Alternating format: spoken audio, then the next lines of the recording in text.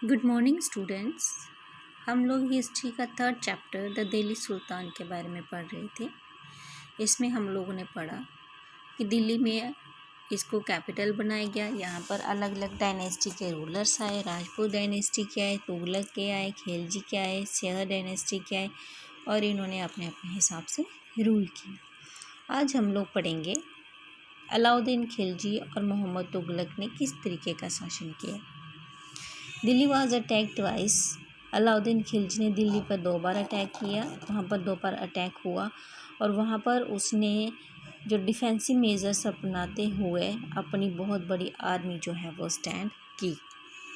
मोहम्मद तुगलक ने भी उसने उस रीजन पर जो भी कोई अटैक करता था उसको डिफीट किया। जैसे मंगोल आर्मी थी, इसने मंगोल आर्मी को डिफीट किया, हराया और उसने भी अपनी बहुत बड़ी आर्मी जो है वहाँ पर बनाई थी।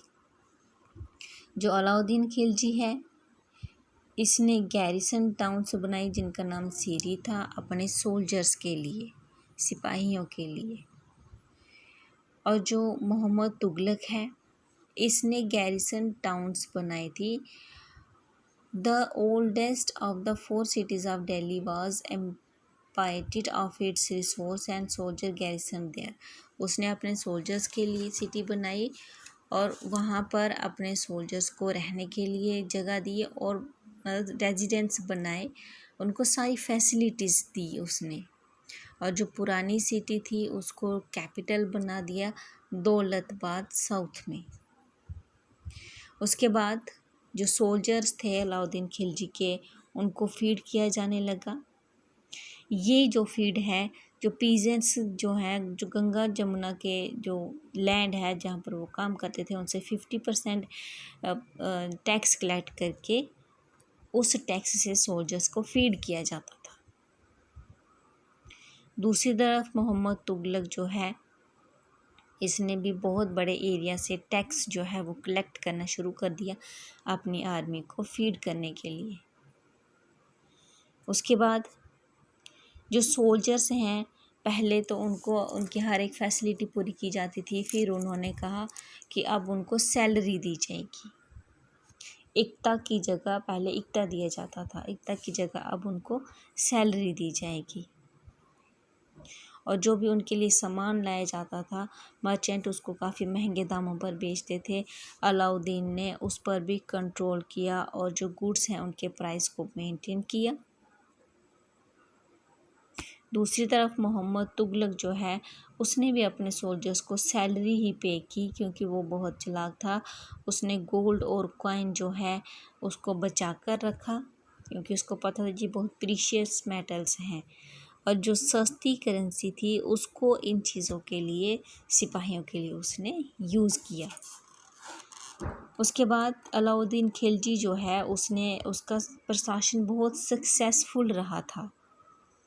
उसकी मार्केट में जो भी गुड्स सप्लाई होते थे वो उसने अच्छे से सक्सेसफुली उसको बिज़नेस को बढ़ाया।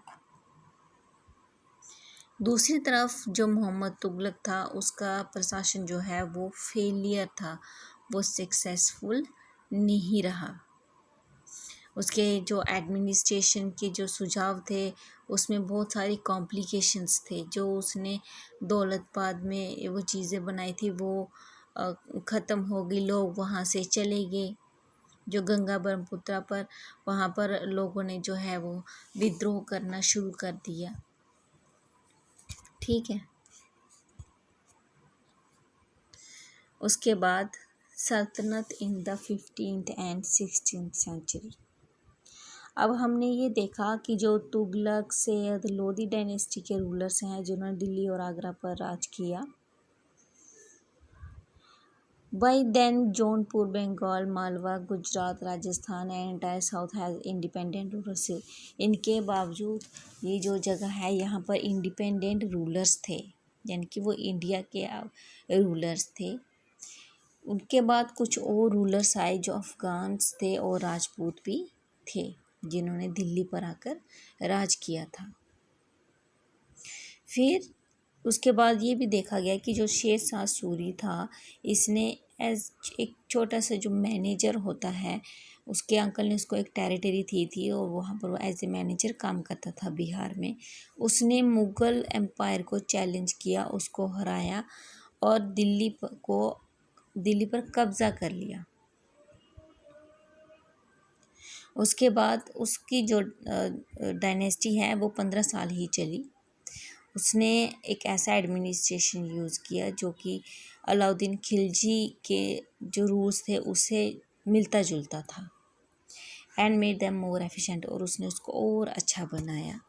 शेरशाह एडमिनिस्ट्रेशन का model followed by the great empire Akbar. इसका जो एडमिनिस्ट्रेशन था ये बहुत अच्छा था और इसी को आके अकबर ने भी फॉलो किया। ठीक है,